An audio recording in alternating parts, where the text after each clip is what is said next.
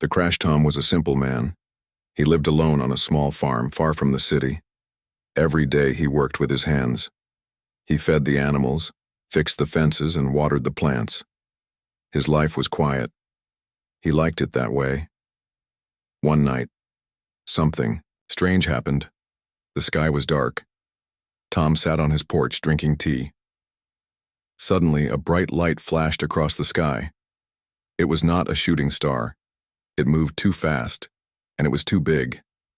It burned red and green, leaving a long trail of smoke. Then it crashed in the woods near Tom's farm. There was a loud boom. The ground shook. Birds flew away. Tom stood up, confused. His dog, Max, barked loudly. Tom picked up his flashlight and grabbed an old metal pipe. He did not believe in ghosts or monsters, but he knew strange things could happen. He walked into the forest, Max by his side. The night was quiet. Too quiet. Even the crickets had stopped singing. As Tom got closer, he saw broken trees and burned grass. Smoke filled the air. In the middle of it all was something he had never seen before. It looked like a metal egg, but much bigger. Parts of it were broken. Sparks came out from the sides. Strange lights blinked. It was not from Earth. Tom was sure of that. He stepped closer. Max growled. Something inside was moving. Then he saw her. A tall figure stepped out of the broken pod. She wore dark armor that glowed slightly. Her eyes were sharp, and her skin was not like a human's. She looked strong, like a warrior, but she was limping. One hand held her side. She was hurt. Tom did not move. He held the pipe tight, but he didn't lift it. The alien looked at him. Her eyes scanned his face. Her armor made a low sound and something flashed. She said something in a strange language. Then she raised her hand. A small light appeared on her wrist. Tom stepped back. The alien stepped forward. Tom raised the pipe. They stared at each other. Then the alien collapsed. Tom stood still for a moment. Was it a trick? He waited, but she didn't move. Max sniffed her. Tom slowly walked closer. The armor was hot to the touch. The alien was breathing, but it was slow. She looked like she might die. Tom didn't know what to do. He could call someone, but who? No one would believe him. And if they did, men in suits would come and take her away. He had seen it in movies.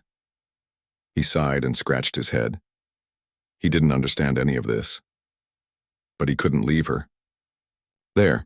He picked her up, and she was heavier than she looked, and took her to the barn. He placed her on a pile of hay. Max stayed close, watching carefully. Tom sat near the door, holding the pipe just in case. All night, the alien didn't move. Her armor blinked and made small sounds like it was fixing itself. Tom watched her. He had so many questions. Who was she? Where did she come from? Why did she crash? And most of all, was she dangerous? In the early morning, she woke up. Her eyes opened fast. She sat up quickly like a soldier. She looked around and saw Tom. She spoke again in her strange language. Then her armor made another sound and her voice changed. "This is Earth?" she asked slowly, in broken English. Tom nodded, surprised. "Yeah, this is Earth. And you crashed." The alien looked at her arm. The small light was red. She didn't like that. "I was followed," she said. "Must leave. Dangerous." Tom looked at her with concern. "You're hurt, you need rest." She stood, ignoring the pain. Her eyes were cold now. She looked at Tom again, studying him. "You are a soldier?" she asked. Tom laughed. "No, just a farmer." The alien didn't believe him. She looked around the barn, saw the tools, the animals, the simple life. But something in Tom's eyes made her pause. He didn't look afraid. Most creatures feared her when they first saw her. But this man, he looked calm, strong. She stepped closer to him. Her hand moved near the weapon on her side. Tom lifted the pipe slightly, not to attack, just to show he wasn't afraid. They stared at each other again. Something passed between them. Not words, not trust, but something else. A warning, a challenge. Then she turned and walked out of the barn. Tom didn't stop her, but he knew this was only the beginning. Something bigger was coming, and somehow, he was now part of it. The Mistaken Battle. Everyone feared the Corran warriors in the galaxy. They were known for their power, their skill, and their cold hearts. Trained from childhood, they had no room for weakness or emotion. Valara was one of the best. She had defeated champions, ended rebellions, and earned her place in the elite force. She had never lost a fight. Until now. She had no idea what had hit her. Her last memory was a crash, fire, and then the human. She woke in a strange place. It smelled like dust, hay, and animals. Her body ached. Her armor was damaged. Her side was bruised. But worst of all, her pride was hurt. The human had carried her.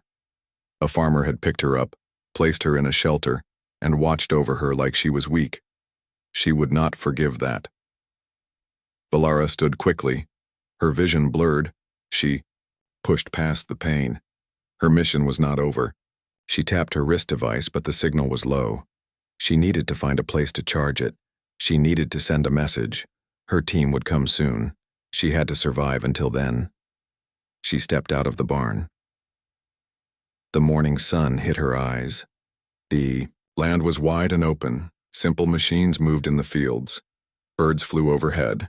It was quiet. Too quiet. Then she saw him.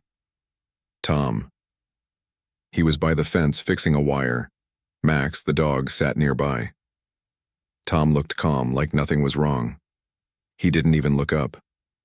Valara watched him. No weapon, no armor, just hands covered in dirt and work. But those hands, they had lifted her. Those hands had touched a Corran warrior, and she had done nothing. That could not stand. Valara stepped forward. Her voice was loud and sharp. You, human, face me. Tom turned slowly. He looked confused. Huh? I will fight you. Now. Tom raised an eyebrow. You just woke up. You're still weak. Valara's eyes narrowed. I do not need strength to defeat a farmer. Tom sighed and dropped his tool. I don't want to fight you. That is not your choice. She charged. Tom barely had time to react. She moved fast, even with pain in her leg. She swung her arm. He ducked. She kicked. He rolled back. Max barked and ran away. Tom grabbed a shovel. Valara laughed. A stick? You fight me with a stick? Tom didn't speak. He waited. She attacked again. This time she tried to grab him. He used the shovel to block her arm. Then, he spun around and knocked her foot. She stumbled. He didn't press the attack. He stepped back. Stop, he said. This is not smart. Valara growled. Are you mocking me? No, I'm trying to help you. She jumped forward, ready to strike, but her leg gave out. She fell to one knee, her armor sparked again, her body was too damaged. Her mind told her to stop, but her pride told her to keep going. She tried to stand. Tom gently pushed her shoulder. She fell back down. She stared at him in shock. He had not hit her. He had not hurt her. He had just moved with timing, with control. She had lost. To a farmer. Tom reached out a hand. You done? Valara slapped it away, but she didn't try to stand again. Tom sat on a nearby rock. Why did you want to fight me? Valara looked at the ground. You saw me weak, that is not allowed. Tom smiled a little. Everyone's weak sometimes. Not me. You just were. Valara said nothing. Tom stood up and looked at the sky. You said someone's coming? She nodded. Yes, my signal may have gone out before the crash. If they find me, and you, it won't be good. Tom looked at the forest. Then we need to be ready. Valara looked at him again. This time she looked longer. He was not tall, not armored, not trained. But he stood without fear. He moved with purpose. He fought not to win, but to stop the fight. She had never met anyone like him. "Why do you help me?" she asked. Tom thought for a moment. "Because it's the right thing to do." That answer made no sense to Valara, but it made her curious. She watched him walk back toward the barn. He didn't look back. She had lost the fight, but something inside her didn't feel defeated. For the first time in her life, she wanted to know more about an enemy, and for the first time, she didn't want to leave the battlefield. She watches. Valara had hunted creatures across 5 planets. She had walked alone through ice storms, burned deserts, and broken cities. She had fought beasts twice her size. She had tracked spies through darkness, but now she was hiding in a barn watching a human fix a fence. Not because she was weak, though her injuries still slowed her, but because she was confused. Deeply confused. This man was not like the others she had read about. Before landing on Earth, Valara studied human history through war records. Violence, anger, destruction. That's what she was taught. They were loud and wild, soft and selfish. No strategy, only chaos. Not a threat. But Tom was not chaotic. He was calm, quiet. His hands were rough, but his movements were careful. He didn't speak much. He didn't try to impress. He worked all day with no help and no complaint. She stayed hidden in the trees, at first, watched him from the shadows. His dog noticed her a few times and barked. But the man didn't chase her. He didn't trap her. He just called the dog back and kept working. Valara didn't understand it. If she were in his place and an alien warrior had crashed near her home, she would have captured it, questioned it, maybe even killed it. But Tom didn't. He gave her food. He gave her rest. And then, after she attacked him, he didn't hurt her. She had tried to defeat him to protect her honor. He had stopped her with nothing but a shovel and patience. It made no sense. One morning, she watched as Tom repaired a broken wheel on an old cart. He struggled with it for some time, grunting and wiping sweat from his face. She knew she could fix it faster. With her knowledge, it would be simple. But she didn't move. She just watched. Why? That question stayed in her mind. Why didn't she leave? Her armor was half repaired now. Her systems were working again. She could have sent a call to her squad, or tried to reach orbit. But she stayed, watching. And then, something even stranger happened. Tom walked into the forest. No tools, no dog, just a basket. Valara followed quietly, curious. He stopped near a small bush with red fruit. He picked them carefully, checked each one, and placed them gently into the basket. Suddenly, he spoke. "You're not very good at hiding." Valara froze. Tom didn't turn around. "I saw you in the trees. 3 times. Valara stepped out slowly. "I was not hiding, I was observing." Tom turned to face her. "Right. Observing the guy who beat you with a shovel." Valara frowned. "That was luck." Tom smiled. "Maybe. Or maybe you underestimated a farmer." She didn't reply. She looked at the berries. "Are these food?" "Yeah, want some?" She hesitated. "Why do you keep offering me food?" "Because you look hungry." Valara looked at him for a moment, then took one. She sniffed it, then tasted. Sweet, soft, real. She had not eaten real food in months. Only ration packs and synthetic paste. "This. It's strange," she said. "It's just a berry," he said. "No," she replied.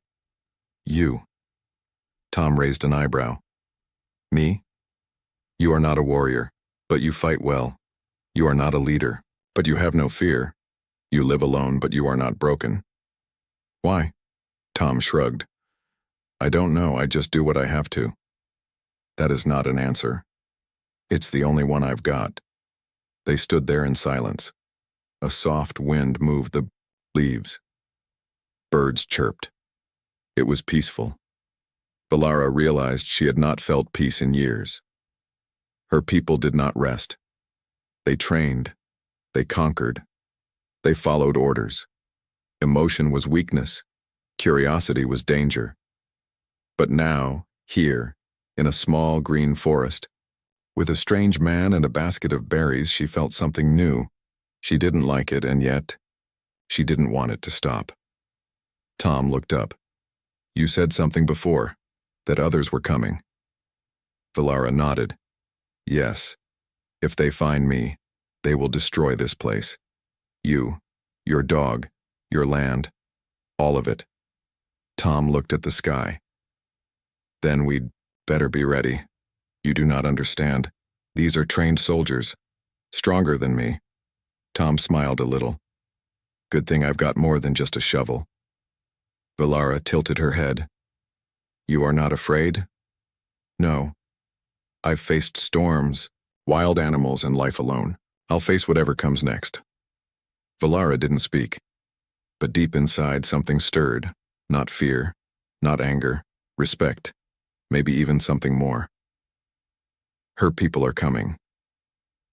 Valara had always believed her people were perfect. The Koran Empire trained warriors from birth. Weakness was removed. Emotion was controlled. Mistakes were punished. In her world, only the strong survived, and only the strongest earned command. Now, for the first time in her life, she was hoping her people wouldn't find her. The message had gone out. A faint signal, damaged and broken, but someone would have picked it up. Koran scouts were fast. They didn't ask questions. They didn't wait. If they came to Earth and found her with a human, especially one she had not killed, they would see her as a traitor, and Tom would be the first to die. He didn't even know it. Tom was still working like nothing had changed. He fixed the tractor that hadn't run in 5 years. He harvested corn in the morning and checked the chicken coops in the afternoon. Every evening, he sat quietly and watched the sky. Valara began joining him. At first, she kept her distance. Then she sat nearby. Then closer. Now they shared the same bench, both looking up, saying nothing. Sometimes that silence felt heavier than any battle she had fought. One evening, after a long quiet, Tom finally asked a question. "Why did you join the army?" Valara blinked. No one had ever asked her that before. She answered like a soldier. "It was the way of my family. My father, my mother, all warriors. It was expected." Tom nodded. "But what did you want?" Valara didn't reply, because she didn't know. Want. That was not something Koran warriors were trained to feel. Tom noticed her pause. He didn't press. He just looked back at the stars. Valara finally spoke. "I was good at fighting. That was enough." "Is it still enough?" he asked. She looked down at her armored hands. Scratched, repaired, burned. "I don't know anymore," she whispered. That answer surprised even her. The next day it began. A low hum filled the sky at dawn. Not from Earth. Not from any machine. Tom Ondot Valara stood quickly. Her wrist device glowed bright red. "They're here," she said. Tom didn't ask who. He just asked, "How many?" Valara tapped the screen. "One scout ship, likely 4 soldiers. They will land far, then come. On foot, standard protocol." Tom nodded. "Time? 6 hours. Maybe less." He went to the barn. Valara followed. "You need to run. Now, take your dog. Go far." Tom didn't turn around. "Not leaving." "This is not your war," she said. "You can't win against them." "I didn't ask for war," he said. "But they're coming here, right? For you?" Valara looked away. "Yes." Tom picked up the same pipe he had used the first night they met. "Then I stay." Valara stepped forward. "You don't understand. Koran scouts don't talk. They don't stop. They kill. Fast. Clean." Tom looked at her and said one word. "Then teach me." That stopped her. "What?" "You said they're like you, right? Strong. Fast. Smart. But I beat you once." If I could do that, maybe we've got a chance. Valara stared at him. That was a mistake. You surprised me. Good, he said. Let's surprise them too. Valara's mind raced. Everything in her training told her to leave him, to protect the mission, to avoid shame. But shame was already here. She had stayed. She had learned. She had felt something. Her mission was broken long ago. Now something else mattered more. Tom. She nodded. And for the first time in her life, she trained someone who wasn't Corin. They had only a few hours, but Valara taught him fast. How to move, how to breathe, how to strike with speed, not strength. Tom learned quickly.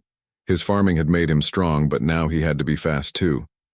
They set traps, dug hiding spots, charged Valara's armor with old batteries, turned tools into weapons. Nothing perfect, but maybe enough. As the sun dropped low, a shadow moved through the trees. Valara's eyes went cold. They're here. Tom held the pipe tight.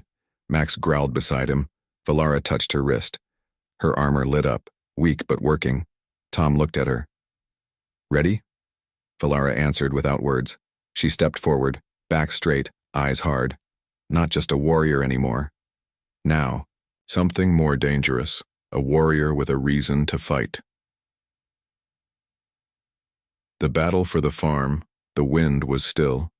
The birds were gone. Even the insects had gone quiet. Nature always knew when death was near. Valara stood at the edge of the field, her eyes locked, on the tree line. The golden sunset burned behind her, but her mind was cold. Her hand hovered over her side blade, the energy core weak but still alive. Tom stood beside her. No armor. Just old jeans, a shirt, and a steel pipe in his hand. He had placed sharp tools in the dirt, tied wires across the path, and set up flares in hidden spots. It wasn't much, but it was smart. Valara had taught him just enough to make him dangerous, but she still feared it wouldn't be enough. She could already feel them. The scouts moved like ghosts, silent, fast, without error. 4 Corin warriors. No emotion. No mercy. If they saw Tom, they would kill him without hesitation. If they saw her helping him, they would call her something worse than traitor. They would erase her name. She heard the first step, then another. Leaves rustled, the faint click of Corin boots on dirt. She whispered without turning her head. They split. 2 left, 2 right. Tom nodded once. His face was calm. Maybe too calm. Valara didn't know how a farmer could stand so still when death was coming. Then, she realized, he had done it before. He had stood still when storms destroyed his crops, when machines failed, when loneliness tried to break him. He had faced quiet battles for years. This was just louder. She almost smiled. Almost. The first flash came from the left. A figure dashed forward, fast, metallic, a blur of black armor. Valara reacted first. Her body moved before thought. She charged, hit the attacker midair and rolled. Dirt flew. Her blade flashed. A loud crack filled the field. The Corin scout flew backward into a wooden fence, breaking it apart. 1 down. Tom didn't wait. He swung his pipe as another scout rushed in. The pipe missed, but it distracted the attacker long enough for Max, the dog, to bite at the warrior's leg. The scout kicked Max aside, but Tom used that moment to strike again. The pipe hit the scout's helmet. Sparks flew. Tom backed away fast. Valara jumped between them and blocked the counterstrike. Her blade caught the scout's arm, slicing deep. The scout dropped. 2 down. Tom looked at Max. The dog was hurt but alive, breathing hard, still ready to fight. Valara glanced at Tom. They'll come together now. Tom wiped sweat from his forehead. Let them. She was starting to believe him. The next attack was brutal. The 3rd scout came from above, using a tree to leap down. He slammed into Valara, sending her crashing into the side of the barn. Her armor cracked. She coughed blood in her mouth. The 4th scout attacked Tom. This one was smarter, faster. He avoided the traps, dodged every swing. He kicked Tom hard in the chest. Tom fell back, gasping. Valara saw it from the ground. She tried to stand. Her leg refused. The third scout grabbed her by the throat. "You are no Corin," he hissed. "You are nothing." Valara's eyes burned, not with pain, but rage. Not for herself, for Tom. She raised her knee and slammed it into the scout's side. Then she twisted, using the last of her strength to flip him onto the ground. Her blade came down. One strike, precise, 3 down. Tom was still fighting the fourth one, bare hands now. The pipe had been knocked away. He moved slower, tired, bruised. But he didn't stop. The scout knocked him to the dirt again. Valara threw her blade. It hit the scout's back, not enough to kill, but enough to turn him. Tom used that moment to grab a nearby wire from the ground and loop it fast around the scout's neck. He pulled with all his strength, using gravity, weight, and raw will. The scout struggled, but only for seconds. Then he stopped. 4 down. Silence returned. Max barked weakly. Tom dropped the wire, breathing hard. His shirt was torn. His arms were cut, but his eyes were sharp. Valara limped over to him. She looked at the bodies. Then at the farm, still standing. "You fought like a soldier," she said. Tom looked at her. "You taught me." "No," Valara replied. "I only showed you moves. You already had the fight inside." They stood together as the wind picked up again. The smell of smoke and dirt filled the air. The sky grew darker. Valara checked her wrist device. A new signal was coming. More were on the way. But this time, she wasn't afraid, because now, she wasn't alone. A message from the sky. Valara had never heard her name said like that. The voice that came through her wrist device wasn't shouting, wasn't angry. It was calm, cold, official. The kind of voice that did not ask. It ordered. "Commander Valara, your delay has been noted. Your silence has been reported. Return to base immediately." She stood on the edge of the field, looking up at the dark sky. Clouds rolled above, hiding the stars. The wind was sharp. The voice repeated, "Return, now." Tom stood behind her, arms crossed, silent. He had heard the voice too. Valara didn't answer it, not yet, because she had a choice to make. It was the first real choice of her life. Until now, everything she did was expected. She fought when told. She obeyed when ordered. Even her thoughts had followed lines drawn by others. But Earth had changed. Her no. Tom had changed her, not with words, not with tricks. He simply existed, honest, strong, quiet, unmoving like the land he worked, and somehow, that had shaken her more than any war. She looked at her blade, now broken, her armor, damaged, and scorched, her rank meaningless here, her orders, clear, return, obey, forget. But she couldn't forget. Not the dog who refused to run when danger came. Not the old man who fought elite soldiers with a pipe and rope. Not the silence they shared every evening under the stars. She had seen more strength in this farmer than in all her commanders. The voice came again, louder this time. "Commander Valara, respond immediately or face consequences." Tom spoke for the first time. "They don't sound patient." Valara didn't smile. "Not this time. They're not. And they never forgive." Tom nodded. "So what now?" Valara looked at him for a long time. Then she answered the voice. "This is Commander Valara. I will not return." Silence. Then another voice came, one she recognized, her former captain. "Valara, you've gone soft." She spoke clearly.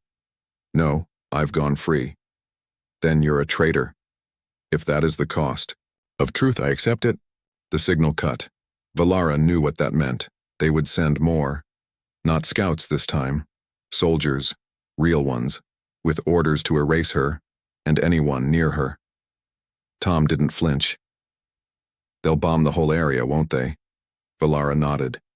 They won't take risks. I've broken protocol. I've disobeyed. Worse, I've learned. Tom looked around.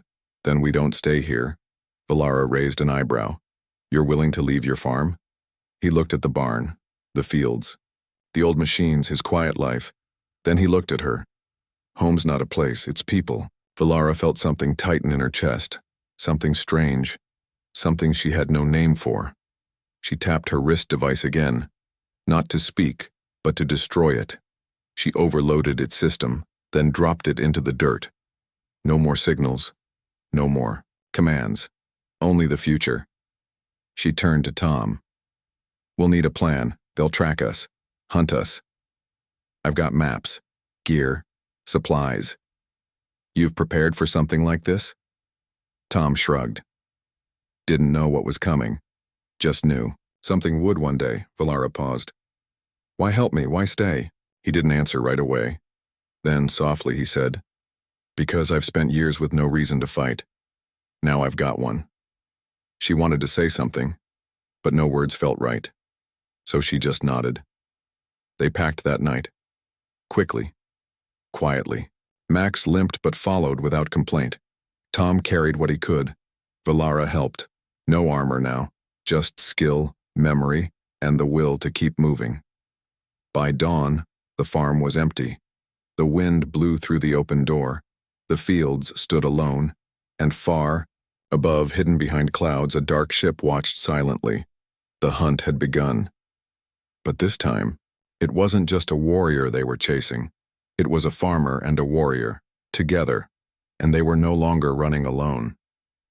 The strength they never expected. The Koran Empire expected an easy cleanup, a fallen commander, a quiet planet, a human, with no value.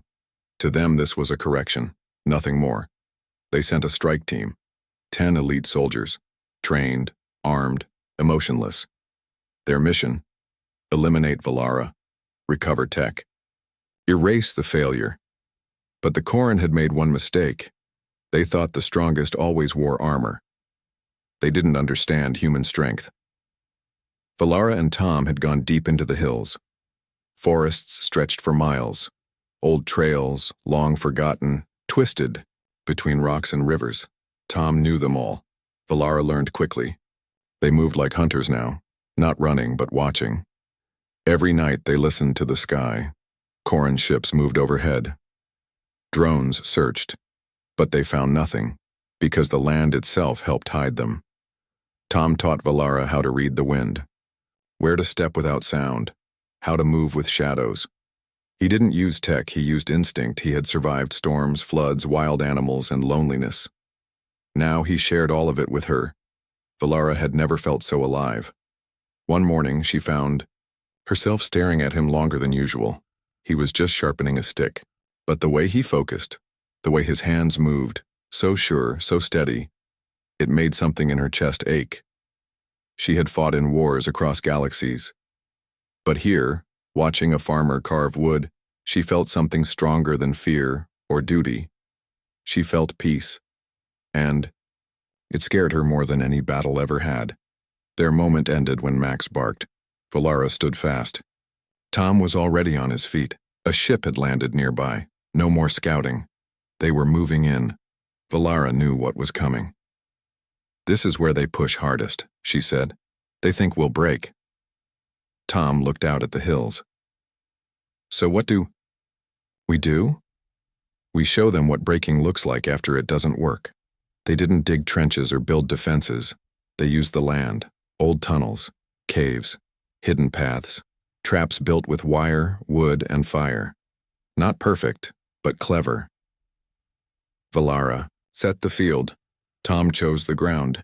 They didn't plan to win. They planned to survive. The Koran team arrived at dusk. 10 soldiers. No hesitation. Their helmets scanned heat. Their weapons hummed. But something was wrong. The forest didn't behave like other battlefields. It breathed. It fought back. Traps slowed them, confused them. Then the attacks began. Not from guns, from hands, from stones, from shadows. Valara struck fast, then vanished. Tom used high ground and smoke. Max darted between trees, drawing fire, surviving again and again. One by one, the soldiers fell. It wasn't a clean fight. It was wild, uncontrolled, human. By dawn, only one Corrin stood. He was the leader, taller, stronger, covered in scars. He cornered Valara at the river. Her energy blade gone, armor cracked again. He raised his weapon. "You could have been a general." Valara didn't move. "I found something better," she said. The leader sneered. "A farmer?" "No," she replied. "A reason." Before he could fire, a rope flew across his chest, pulled hard from behind. Tom, the Corrin, stumbled, lost balance. Valara used that second to leap forward. A sharp rock in her hand became her weapon. One strike, then another. The river ran quiet again. It was over. Tom sat on the ground, breathing hard. Valara stood beside him, covered in mud and blood, but smiling. Max barked once and lay beside them. The sun rose. Valara looked at the sky. No more signals. No more ships. For now they were free. She turned to Tom. "You fought like a warrior." Tom smiled. "You taught me." "No," she said softly. "You reminded me who I could be." They walked away from the river, step by step. No more running. No more hiding. Valara wasn't going back to the Corrin. She had found something they never gave her: choice, peace, and something stronger than armor. A human who stood his ground. In the end, it wasn't the strength of her body that saved her. It was the strength of his heart.